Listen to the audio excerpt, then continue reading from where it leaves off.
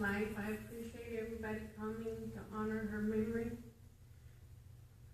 And I've been practicing, but getting up here just got real, so please bear with me. My brothers, Randy and Mark McCloud, and I were blessed to have Tommye McCloud as our mom. She went to be with the Lord on the afternoon of Tuesday, May 26, 2015, at the age of 87 years, 11 months, and 5 days. She was born to James Irving and Mary Ethel Hayman Bloodsworth in Rollins, Mississippi on June 21, 1927. She grew up in a very poor but hard-working Christian family. She talked a lot about their survival during the Depression, but she really didn't understand the severity of the situation because nothing really changed for her family. Her grandfather owned a farm in Leesville, Louisiana. He had crops and cows, chickens, and hogs, and they traded what they had for what they needed and then shared everything with those that had less. Her grandfather and grandmother started a church and a school there. It was one room and one teacher. All the kids, regardless of the age or grade level, attended, and most were relatives. And it was during that time of the Great Depression that our mom learned her generosity. After the Depression, her parents moved around in search of a better life. She said those times were harder than the Depression. Her dad finally landed a job in a sawmill, and they lived in the town owned by the logging company. She told how there were separate living quarters for the blacks and the whites, and she never did understand that because they were all friends, and they visited each other's homes, took meals together, attended birthdays, weddings, and funerals. They cared for one another when new babies arrived and during illnesses and everything else. It was during that time that my mom learned to love everybody and to hate prejudice. After high school, our mom took a civil job on the Fort Pope Army base in Leesville. Being the beauty that she was, the GIs loved her. Her younger brothers shined shoes around town for a dime. And when the soldiers realized he was her brother, they started pestering him for her phone number. And then one of the GIs offered him a quarter for her number, and he started a new business. And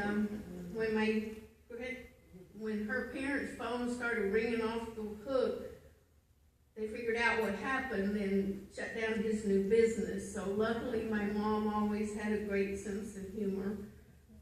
And our mom and dad, Daniel Herbert McCloud, got married July 14, 1946.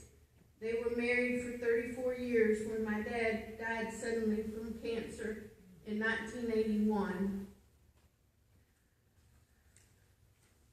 My mom was left with my brother Mark, still in junior high school. She never remarried, and her father died exactly the same way 4 months later. My mom was left with a broken heart. She moved to South Carolina to care for her elderly mother. After her mother's death, she moved back to Texas. She and I rented a giant Ryder truck and added a big U-Haul trailer on the back and drove straight through.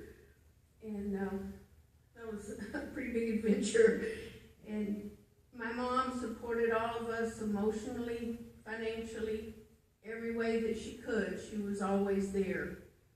She helped raise grandkids and great-grandkids and took care of their pets. On 2 different occasions, she walked around on a broken leg because it was just too much trouble to go to the emergency room. She was the backbone in helping me start and develop my own business. She was a big coffee drinker and liked it hot and black. She loved Nutty Buddy bars, and she always had a stash hidden. She was a master of crossword puzzles, and she always did them in pen with no scratch outs. She was a diligent accountant that could find every last miscalculated penny. My mom never had anything expensive or fancy, but her home was the most welcoming you could visit.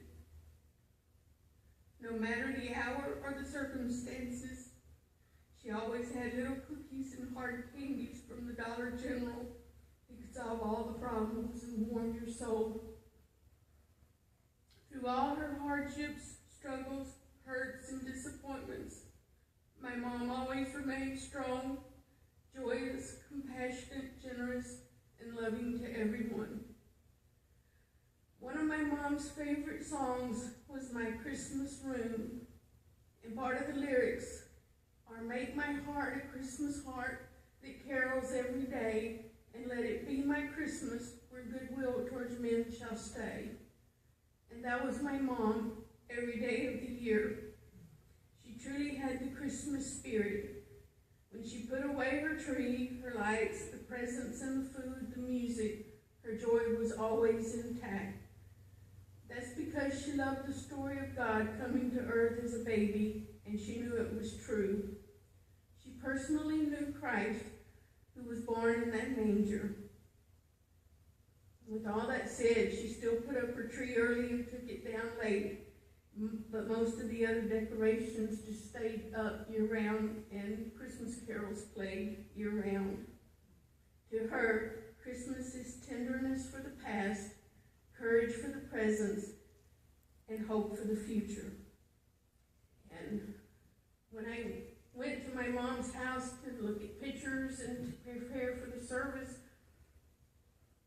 I am so used to the Christmas decorations, I didn't notice them, but when this time I walked in, I was like, she's got it decorated for Christmas, it's June. So that was my mom's Christmas spirit, and that's what we represented today. And, Mom will love you, and you'll be greatly missed by everybody that knew you. And again, thank you all for